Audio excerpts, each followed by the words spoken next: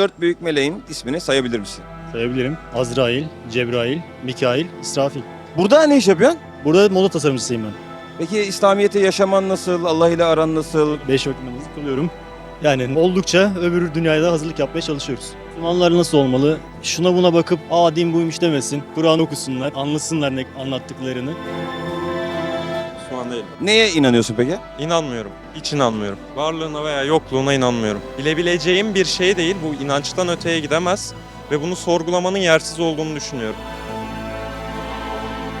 Yani Müslümanlığı çok tercih etmiyorum fakat bilgim var. Daha çok kendi hayatımı kendim idame ettirmeye çalışıyorum. Dinsel konulardan kendimi uzak tutmayı tercih ediyorum. Dört büyük meleğin ismini sayabilir misin? Cebrail, Azrail, Mikail, İsrafil. Müslümansın herhalde. Değilim. Ne inancı ne? Herhangi bir inancım yok. Kur'an'ı 2 kere hatim ettim ama pek vaktim olmadığı için kılamıyorum namazı. İş ev oluyor genelde. Barmenlik yapıyor. Azrail, sorgusal melekleri vardı. Münker, Nekir. Onlar sayılıyor mu? Dört büyük meleğin isimlerini sayar mısın? Hatırlayamadım şu anda. Sence bilmek gerekmiyor mu? Zaten namazdan çıktık yine biz. İşte ben Mekke doğumluyum. Yani normalde bilmem gerekiyor da bunları. Bu devirin insan nereye gittiğinde belli olmuyor zaten.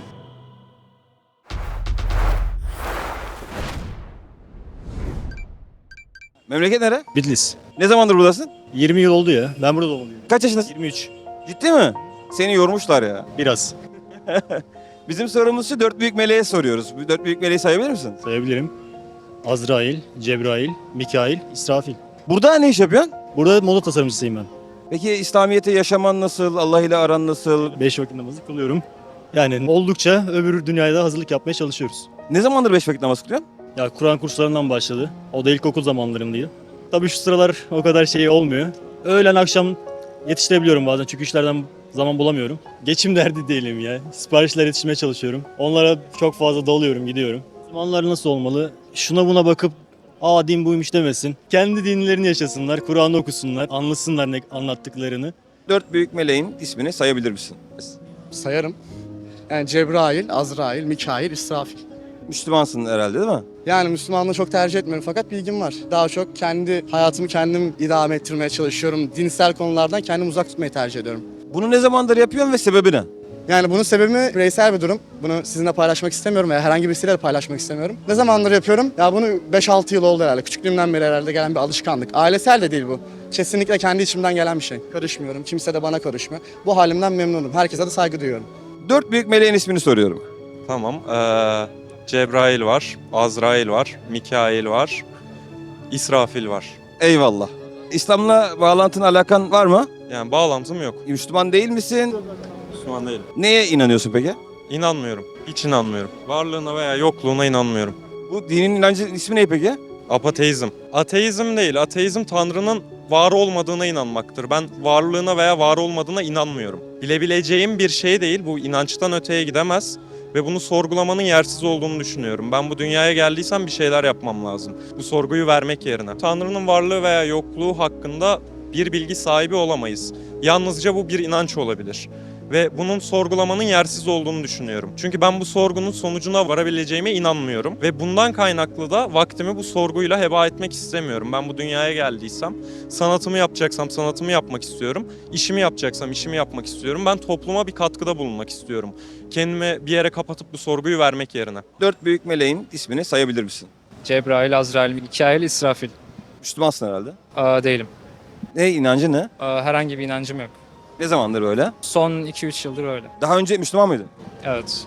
Sebebini öğrenebilir miyim? Merak ettiğim için soruyorum. Yani. Şöyle sorguladım, araştırdım. Müslümanlığın bana göre olmadığını kanaatine vardım. Zor bir duruma düşersin. İnandığın şeye dua edersin, yardım istersin. Yardım gelmez. Bu tarz şeyler. Şu an biraz daha özgür hissediyorum. Bazı kısıtlamalar giriyor tabii inanınca. 5 vakit namaz kılmak zorundasın. Oruç tutmak zorundasın. Şu an öyle bir zorunluluk hissetmiyorum. Mesela şey de vardı. Müslümanken yine günah işliyordun. Onu yapıyordun, bunu yapıyordun.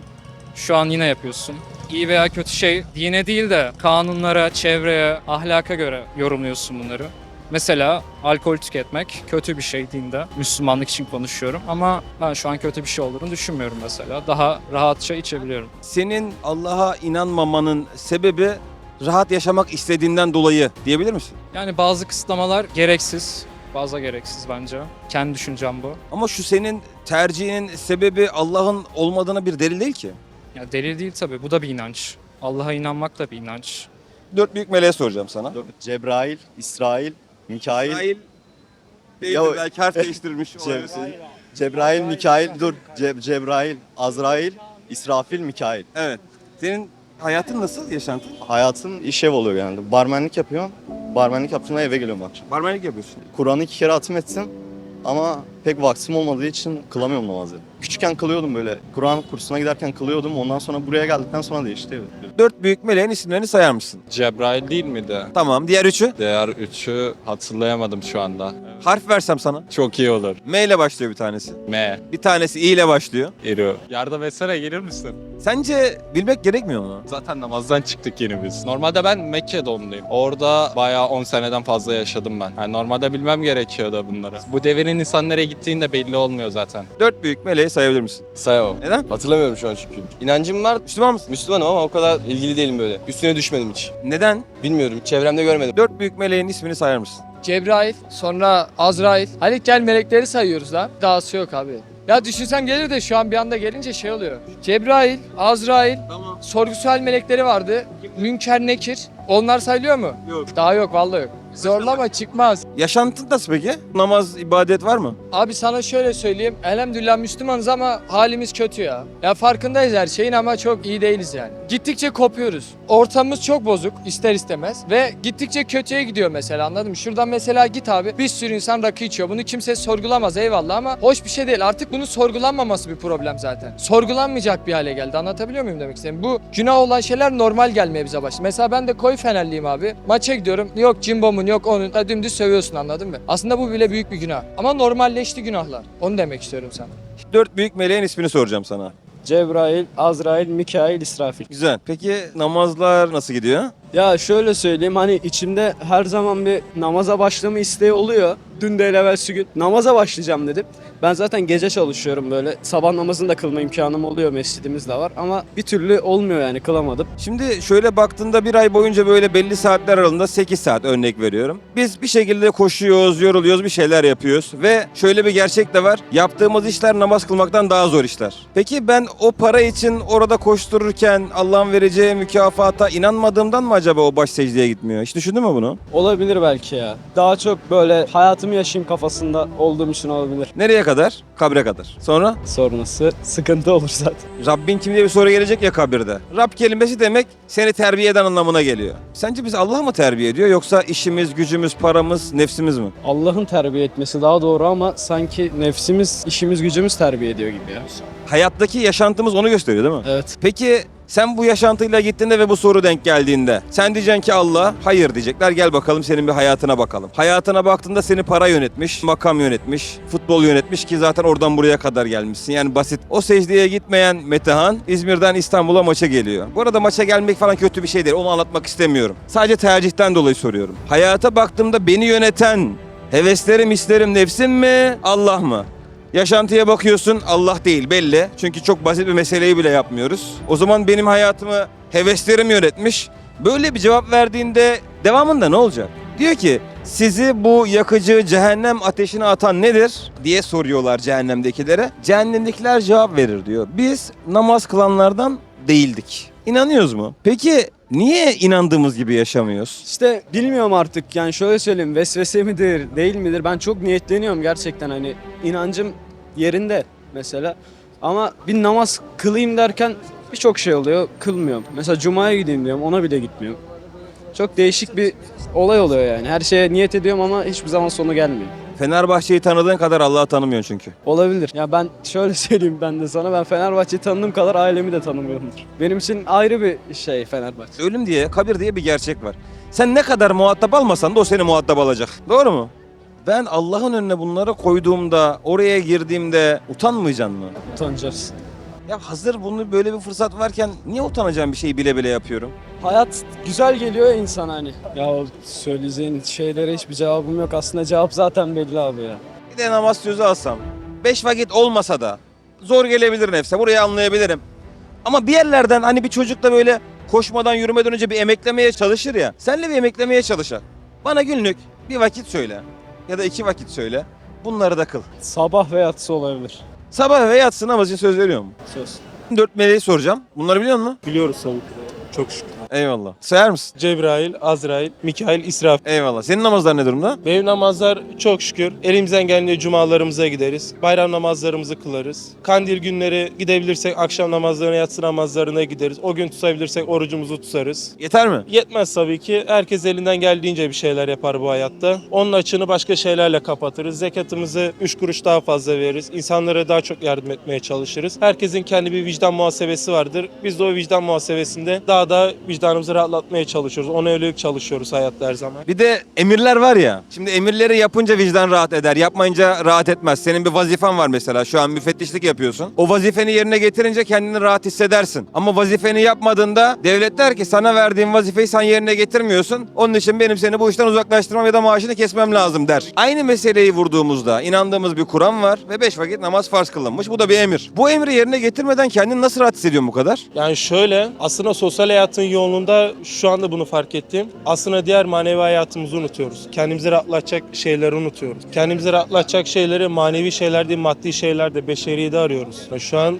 bunun daha çok bilincine vardım. Bundan sonra daha dikkatli olmaya çalışacağız tabii ki de. Bunun farkında olduktan sonra dediğim gibi bir şeyler yapmak icap eder. Önünde kabir gibi bir gerçek var. Ve ayette şunu söylüyor. Sizi bu yakıcı cehennem ateşine atan nedir? Biz namaz kılanlardık değildik diye cevap veriyor cehennemdekiler. Sen kabri, ölümü muhatap almasan da o seni bir gün muhatap alacak. Bu sorgu, bu sual mutlaka gelecek. Ama o işte maaş almak için, para kazanmak için erkenden kalkıp insanların kahrını gerçekten çekiyoruz. Ama bu kadar veren birisi varken ona 5 vakit secde etmiyoruz. Buradaki tercihleri bir sorgulamak lazım sanki.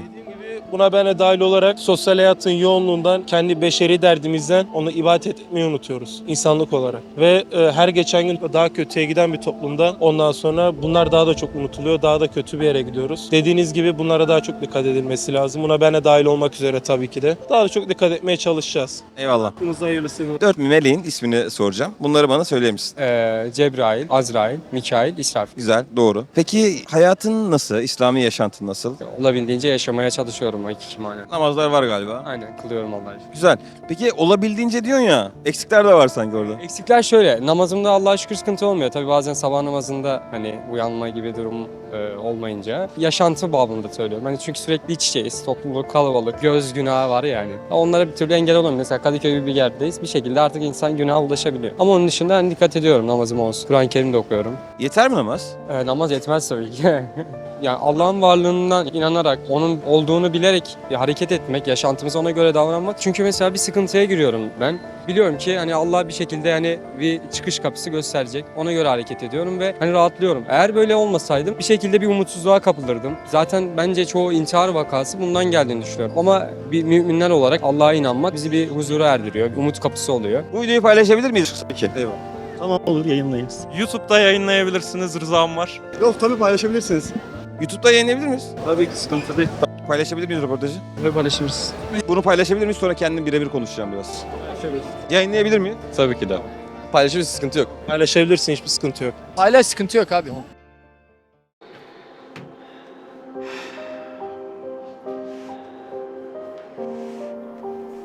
Olmazsa olmaz zannettiğiniz dükkanların içinde öleceksiniz. Bu işi bitirmezsem mahcup olurum zannettiğiniz atölyelerin içerisinde son nefesinizi verip gideceksiniz. Gençliğin de gidecek. Aldığın tatlar da gidecek. Heyecanın da gidecek. Tek tek gideceksin. Binanın taşları gibi her gün dökülüyorlar. İstesen de istemesen de. Allah aşkına o gün geldiğinde sizi, bizi ne kurtaracak? Bahtına düştüm ya Rabbi, bahtına düştüm ya Rabbi, bahtına düştüm ya Rabbi, bahtına düştüm.